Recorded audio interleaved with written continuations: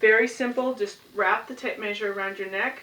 You don't want to choke yourself, you don't want to have it be too tight, just nice, comfortable. Find the end, see if you can see the tail end here.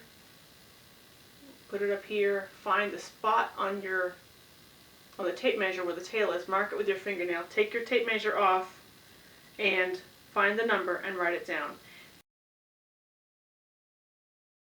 A lot of people get confused by this because they're like, shoulder point to neck, what are you talking about? So the shoulder point, basically what you're measuring is the width of your shoulder, right from the shoulder point, where your arm socket is, where your arm joins the shoulder, to the side of your neck. So you just find the side of your neck and you'll lay it right across the top, and that's how you do it right there. So stand up straight and tall and take your measurement at the crest of the bust.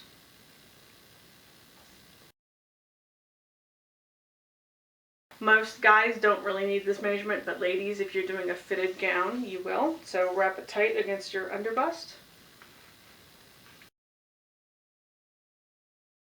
Where is your waist? Which waist are we talking about?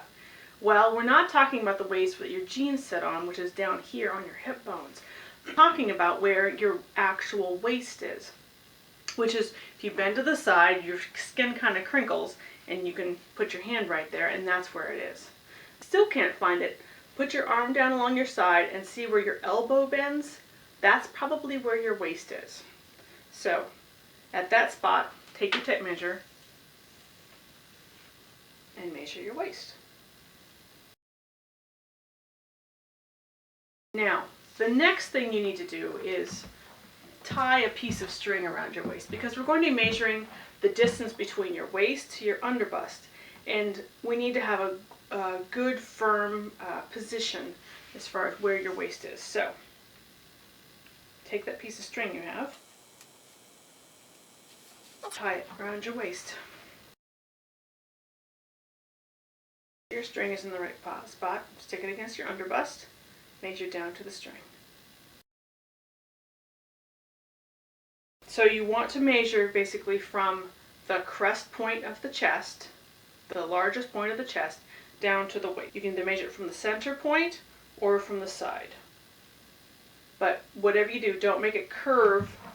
You don't want to have it curve along the body. You just want to have it be straight. This is going to be the length of your side seam. So since we're doing Renaissance fashions, they typically had pretty high armholes, which is good because it allows you more freedom of movement. So what I like to do is I like to take about 2 fingers and put them up against the bottom of my arm in the armhole. Maybe sometimes 3. It really depends on the garment I'm doing.